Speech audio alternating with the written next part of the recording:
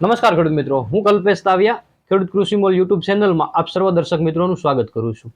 મિત્રો, આજે આપણે વાત કરવાના છીએ કે જે ડુંગળી લસણના પાકની અંદર જે બિનજરૂરી ઉગાવો એટલે કે જે નીંદણ ખડ ઉગે છે અને એને હાથ નિંદામણ કરવું ઘણી વખત શક્ય નથી હોતું ને એવા સમયની અંદર આપણે લસણ અને ડુંગળીના પાકની અંદર આપણે નિંદામણ નાશક દવાઓનો ઉપયોગ કરવો હોય તો આપણે કઈ દવાઓનો નિંદામણ નાશક તરીકે આપણે ઉપયોગ કરી શકીએ, કઈ કંપનીની દવાનો ઉપયોગ કરી શકીએ તો આપણને સારું રિઝલ્ટ મળે એવી 2 થી 3 દવાઓ વિશે મિત્રો આજના આ વિડીયોની અંદર આપણે વાત કરવાના છીએ.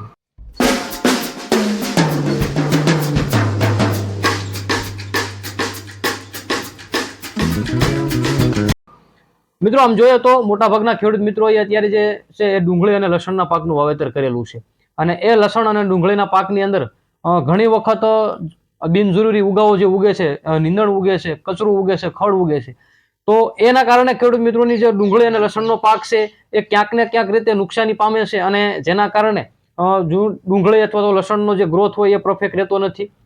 એની ક્વોલિટી છે નીંદણના કારણે બરોબર રહેતી નથી અને એ નિંદામણ કરવું ઘણી વખત ઘણું બધું નીંદણ આપણા ખેતરની અંદર વધી જાય તો એ હાથ નિંદામણ કરવું પણ શક્ય બનતું નથી હોતું. ઘણી વખત મજૂરોની અછતના કારણે એ નિંદામણને પણ આપણે નાશ નથી કરી શકતા.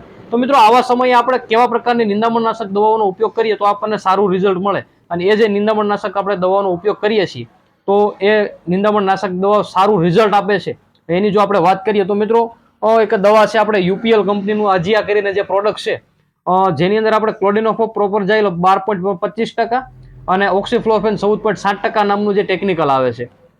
મિત્રો, આ યુપીએલનું અજિયા નામની જે આ દવા છે એ ડુંગળી અને લસણના પાક માટે નિંદામણનાશક તરીકે ભલામણ કરવામાં આવેલી છે. એના જો આપણે ડોઝની વાત કરીએ તો મિત્રો, તમારો ડુંગળી અને લસણનો જે પાક છે ઉગ્યા પછીના 15 દિવસનો હોય તો મિત્રો અજિયા છે એ 30 ml આપણે પંપમાં રાખીને છંટકાવ કરી શકીએ છીએ. ત્યાર પછીનો આપણો જે લસણ અને ડુંગળીનો પાક 20 દિવસનો હોય તો એની અંદર આપણે 35 ml દવાનો ઉપયોગ કરી શકીએ છીએ અને ત્યાર પછી આપણો 25 દિવસથી ઉપરની ડુંગળીનો જો પાક હોય તો મિત્રો આ જે પ્રોડક્ટ છે આપણે 40 ml લેખે પણ આપણા પાકની અંદર ઉપયોગ લસણ અને ડુંગળીના પાકની અંદર ઉપયોગ કરી શકીએ છીએ.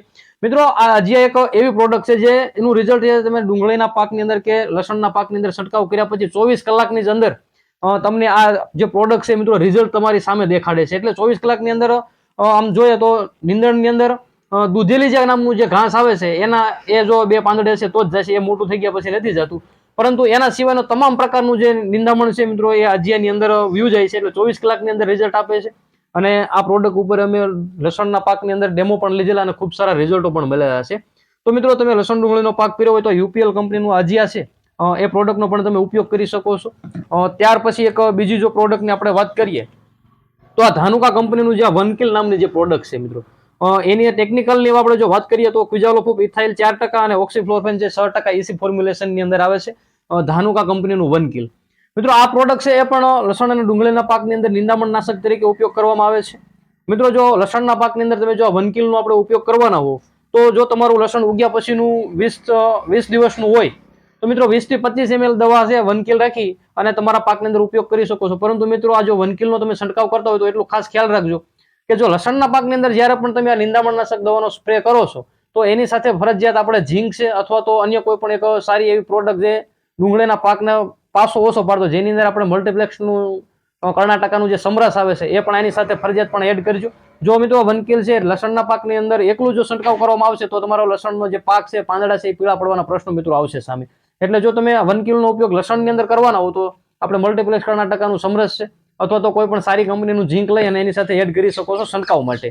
મિત્રો, ડુંગળીના પાકની જો વાત કરીએ વનકિલના માપની તો તમારી ડુંગળીનો પાક ઉગ્યા પછી 15 થી 20 દિવસનો હોય તો 20 ml લેખે, ત્યાર પછી 21 થી 30 દિવસનો તમારો પાક હોય તો 30 ml લેખે અને 30 દિવસથી ઉપર જો તમારો ડુંગળીનો પાક ઉગ્યા પછીનો થઈ ગયો હોય તો એની અંદર 40 ml લેખે મિત્રો આ દવાનો આપણે છંટકાવ કરી શકો છો. અને તેની સાથે આપણે મિત્રો એની સાથે આપણે મલ્ટીપ્લેક્સ કર્ણાટકાનું જે સમરસ છે એ પણ એડ કરી શકાય છે. ત્યાર પછી આપણે જે ઝીંક વાત કરીએ પણ કરી શકાય છે.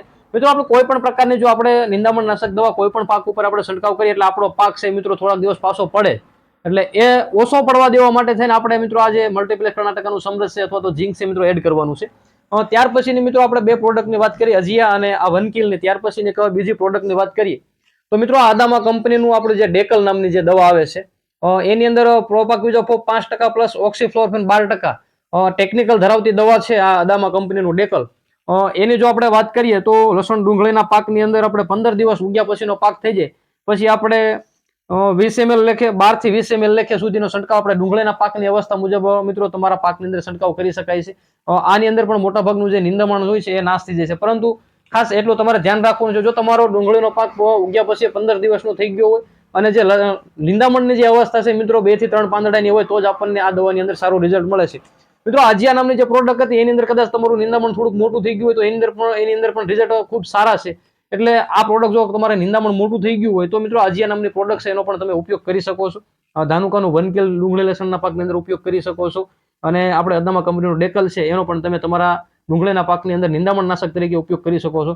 અમે ઘણા બધા ખેડૂત મિત્રો પાસે આના ટ્રાયલ પણ લીધેલા છે અને ખૂબ સારા રિઝલ્ટો અમે જોયેલા પણ છે. અને ખેડૂત મિત્રો જે ડુંગળી અને લસણનું વાવેતર કરે છે એ મિત્રો આનો છંટકાવ પણ કરે પણ છે.